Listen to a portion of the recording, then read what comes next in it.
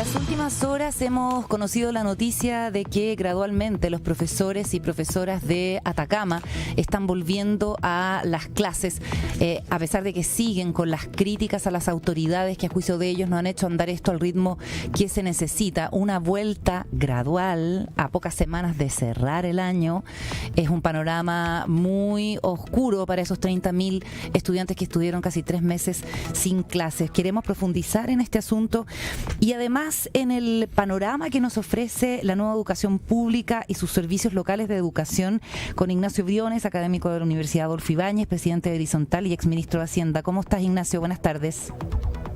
Hola Carolina, encantado de estar contigo. Entiendo que está Ramón también, sí, hola, así que los saludo a buenas ambos. tardes. A ver, lo que parece más evidente es que este va a ser un retorno más bien simbólico, porque en términos de aprendizaje es poco lo que se puede recuperar en tan pocas semanas, ¿o no? No, el año está perdido. Esto, un saludo a la bandera, la verdad es que es un insulto a la vida y a la inteligencia de esas familias que han sufrido durante casi 3 meses de no clase, producto de un paro absolutamente legítimo, porque uno puede entender, Carolina, Ramón, siempre la eventual legitimidad de las causas, de las reclamaciones que se tienen, pero tenemos que entender en nuestro país que eso no da pábulo ocupar cualquier medio, ni menos medios ilegítimos que están expresamente prohibidos en la ley y que afectan el derecho social a la educación de miles de niños. Esa es la cuestión de fondo. Acá se secuestra la educación de los niños con el daño que esto tiene. Además, había cuenta el terremoto educacional, que lamentablemente con todo esto ha pasado a segundo plano, pero es un tema estructural. Se secuestra esa educación con el daño importantísimo en el futuro de miles, sobre texto, ¿no es cierto?, de reclamar por demandas que pueden ser muy legítimas, pero insisto, no dan pábulo al uso de cualquier medio, ni menos medios ilegítimos como este. Ignacio, a su juicio, ¿esto es culpa de los servicios locales de educación que se ponen en tela de juicio o no es para tanto? A ver, yo creo que indudablemente la educación en Chile, y eso hay que decirlo con toda claridad, tiene un problema estructural. Si eso no vamos a inventar la rueda. Acá sabemos muy bien que en materia educacional hay 2 Chiles. Hay miles de niños que están básicamente marcados por el lugar donde nacieron y sin tener pito que tocar en la historia están en una educación, digamos, que no le entrega los niveles de suficiencia que todos quisiéramos, y por lo tanto cercena la igualdad de oportunidades a la que aspiramos y los proyectos de vida y la libertad de millones. Yo creo que ese es un tema, ¿ya? Es un tema de fondo que hay que tener, pero la verdad es que esos temas de fondo uno no los puede empeorar con acciones como esta. Porque yo digo lo siguiente, o sea, a mí cuando me dicen, no, lo que pasa es que hay problemas en la infraestructura. Bueno, si ese fuera el argumento, bueno, resulta que hace 10 o 15 años, donde la infraestructura indudablemente era mucho peor, deberíamos haber estado en paro permanente, ¿no? Pero acá lo que hay que poner siempre al centro, siempre, nunca olvidarlo, son los estudiantes. Su futuro se juega en la educación que tienen. Entonces, no podemos, porque tenemos una reclamación de que hay problemas de infraestructura o que hay un problema estructural de la educación, agravar el problema con paros que en definitiva le hacen perder el año, además en una región donde los resultados SIMSE ya son peores que en el resto del país. Entonces, francamente, este es un uso de fuerza inaceptable, que yo espero que tenga consecuencias, porque además no las vemos, no sabemos si acá se van a descontar los sueldos totalmente o no. No sabemos si se va a aplicar la ley. Aquí la ley 19.070 es súper clara en su artículo 72. Dice que que perderán su cargo, digamos, los docentes, entre otras razones, cuando tienen inasistencia, cuando no cumplan con su obligación a través de inasistencia reiterada, y por reiterada se entiende faltar 2 o más días. Acá llevamos casi 3 meses.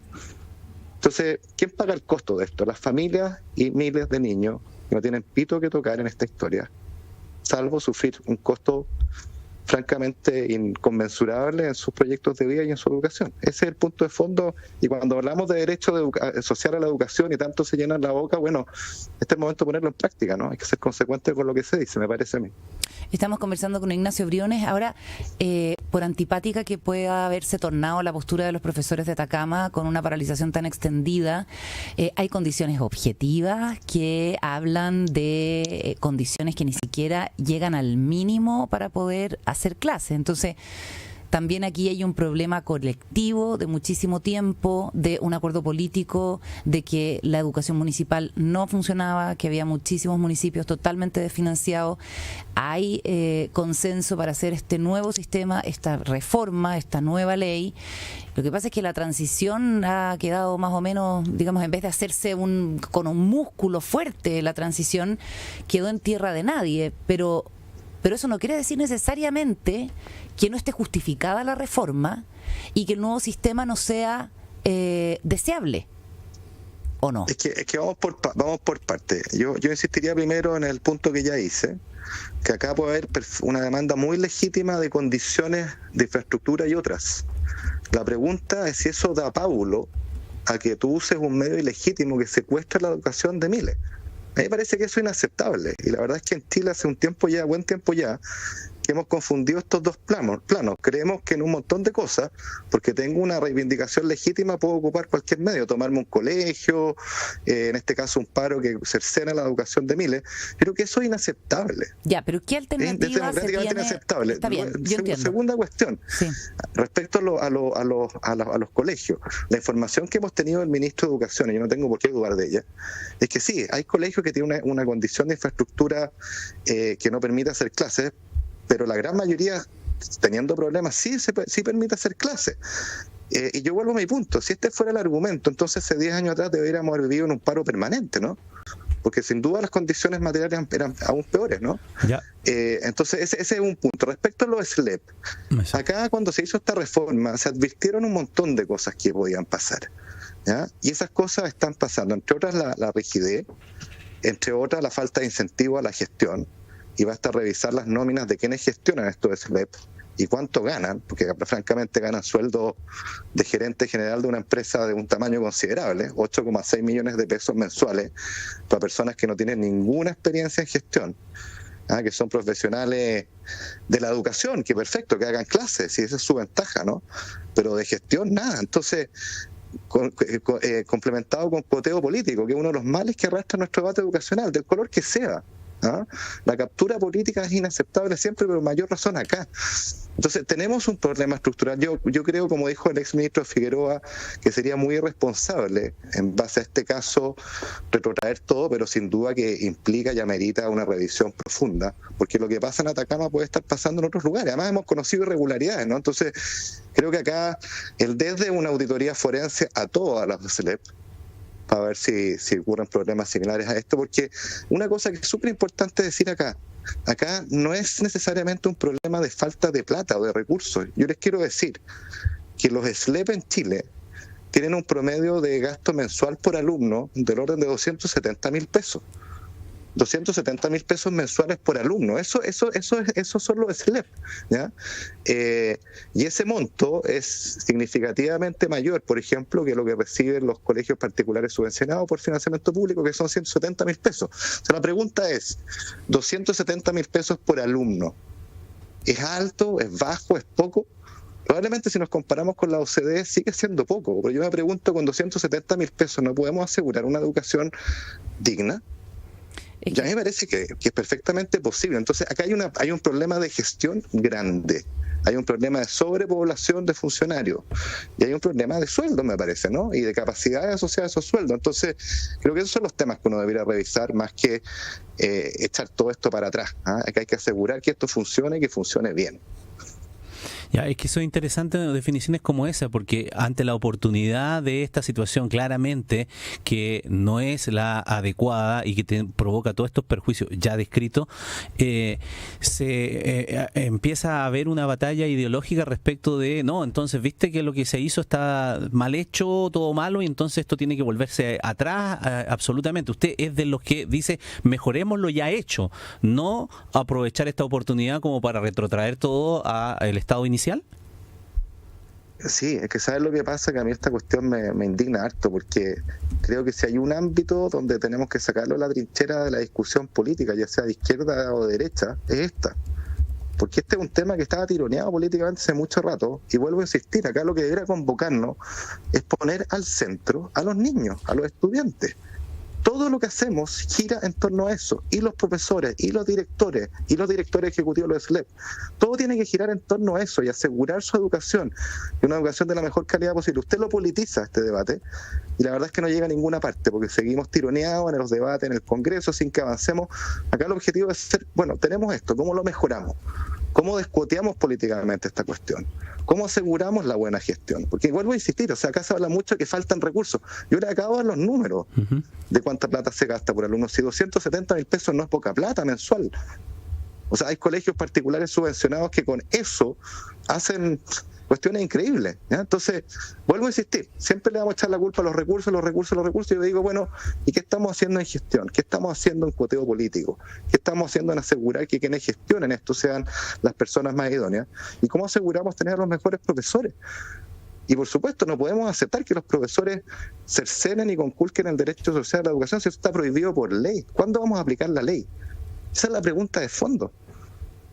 ¿Fija usted? Ignacio, estamos conversando con el exministro Ignacio Briones, que además es presidente de Horizontal.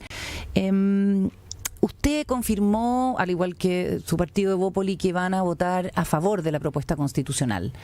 ¿Qué garantiza en materia de derecho a la educación que a usted lo convence?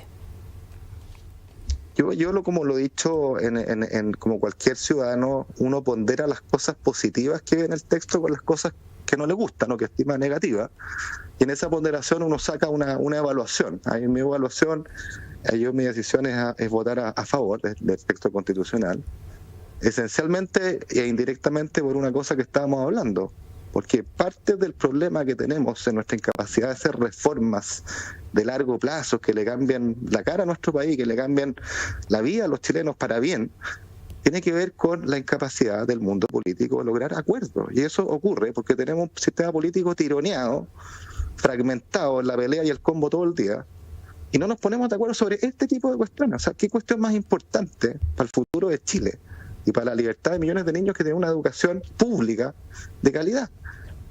¿Se fija? Entonces, ese para mí es un cambio sustantivo que tiene esta Constitución y que no lo va a hacer el Parlamento, por la sencilla razón de que ningún parlamentario se va a cambiar las reglas que arriesgan su reelección o la desaparición de su partido. Y ahí la Constitución avanza.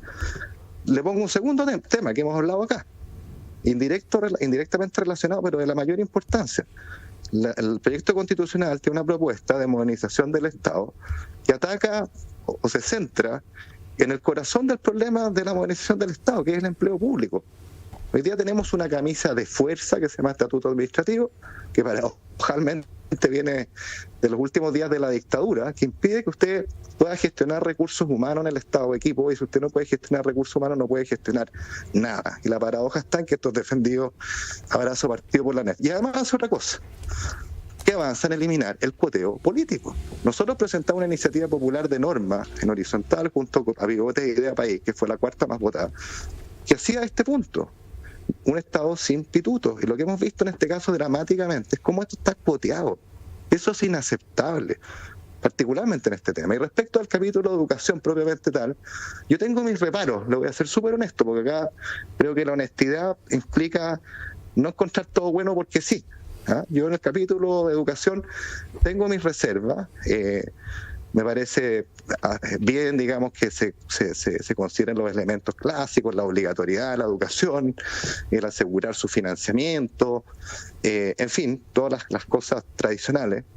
Pero tengo reservas, por ejemplo, en la propuesta es muy detallada en materias que son más propias de la ley, que por ejemplo van desde establecer el número de horas máximas que se puede pasar el currículum obligatorio. Y la educación tiene un componente de currículum obligatorio. Acá no es la libertad pura de que cada cual hace lo que quiere, porque uno no es dueño de sus hijos, uno tiene un derecho preferente, pero un derecho preferente no es lo mismo que ser dueño de los hijos.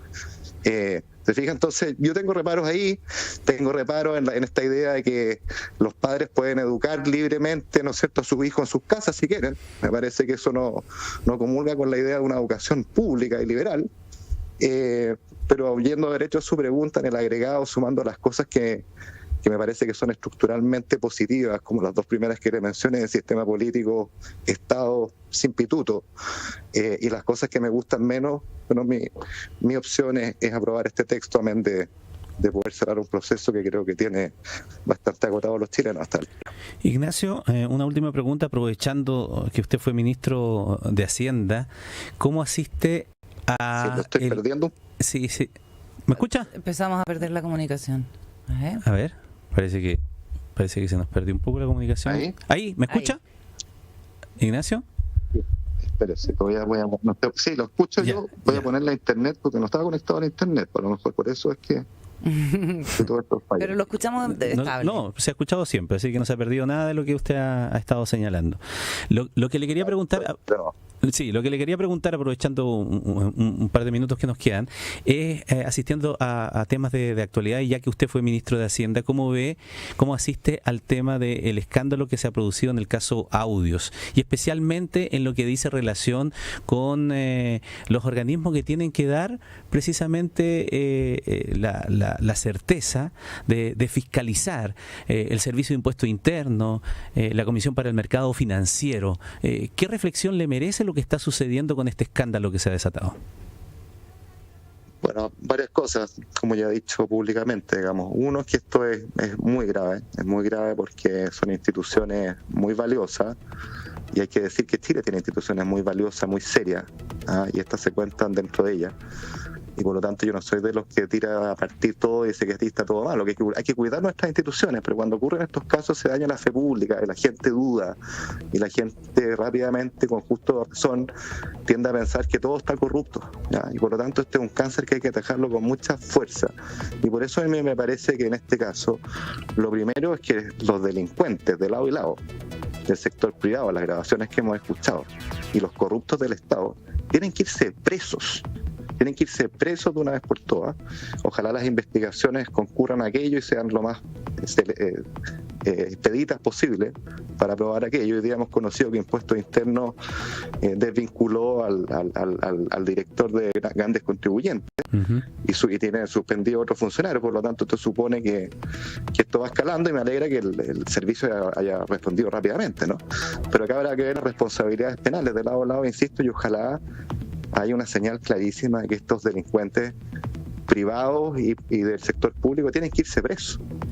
Porque esa es la señal, si esto es muy grave. Esto es muy grave, por supuesto, con un juicio justo, con una investigación que ojalá sea expedita, pero eso es lo que los chilenos esperan, y esa es la señal que es correcta. Lo mismo en el caso Convenio. El caso Convenio ha pasado a segundo plano con toda esta historia, pero es el mismo nivel de delincuencia. Delincuentes que roban plata de los chilenos. Si eso es muy grave. Ignacio. Y la segunda reflexión que yo tengo es que acá se ha dicho bastante que esto es una justificación para acelerar la discusión tributaria en materia de otorgarle más prerrogativas y más poder a Impuestos Internos. Y yo diría ahí dos cosas. Lo primero, no confundamos los planos. Este caso, por lo que se conoce, es un caso de fraude con facturas falsas que se ocupaban para levantar fondos para financiar empresas. No es un tema de evasión o de elusión, es un fraude. Y segundo, por lo que sabemos, al parecer podría haber cohecho y corrupción. Por lo tanto, no mezclemos las cosas. Pero lo segundo, creo que si vamos a discutir, darle más atribuciones a Impuestos Internos para combatir la evasión, no puedo estar más de acuerdo, o la elusión, bueno, uno no puede obviar de esa discusión, discutir o preguntarse también cómo está funcionando la institucionalidad, la gobernanza de Impuestos Internos, porque al final el remedio podría ser peor que la enfermedad. Si usted le da más poder, pero tiene una gobernanza, una institucionalidad frágil, sin controles, sin peso o contrapeso, bueno, usted va a estar abriendo más la puerta a la corrupción y a la captura que la situación que tenía antes. Entonces creo que son indisociables esas dos discusiones, no puede darse la una sin la otra. Ahora sí que lo último, Ignacio Briones, ¿usted está entusiasta con el triunfo de Javier Milei en Argentina como varios en su sector? No, yo no me entusiasmo por tantas cosas, y creo que el triunfo de Milei obedece, por supuesto, a décadas de un kirchnerismo que fue una cleptocracia corrupta, abusadora, que el pueblo se cansó. Pero veo con reserva, como siempre lo he dicho, lo que puede hacer el gobierno. A mí me parece que el voluntarismo en política, que la idea de las soluciones fáciles, de que yo vengo a cambiarlo todo porque tengo la buena voluntad, en general son una receta para el desastre, porque el mundo real es con guitarra, como se dice, y hay que negociar acuerdos, y eso implica cambios graduales, y todos estos sueños mágicos, digamos, chocan con la realidad. Así que ojalá que le vaya bien al presidente Milei, ojalá que le vaya bien a la Argentina, pero tengamos claro que acá viene un ajuste económico gigantesco producto de la irresponsabilidad del kirchnerismo y del gobierno saliente. Y eso trae consecuencias y, por supuesto, todas las soluciones facilistas, como que yo tengo la buena voluntad y la receta perfecta y basta mi voluntad para que las cosas cambien. Creo que uno siempre tiene que mirarlas con un poquito de escepticismo, con un poquito más de humildad, porque la política real es con guitarra, insisto, y está sujeta a restricciones reales, nos guste o no, y en eso consiste la democracia. Muy bien, le agradecemos a Ignacio Briones, académico de la Universidad Adolfo Ibáñez, presidente de Horizontal y exministro. Gracias, Ignacio, buenas tardes. Buenas tardes. Que esté muy bien, adiós.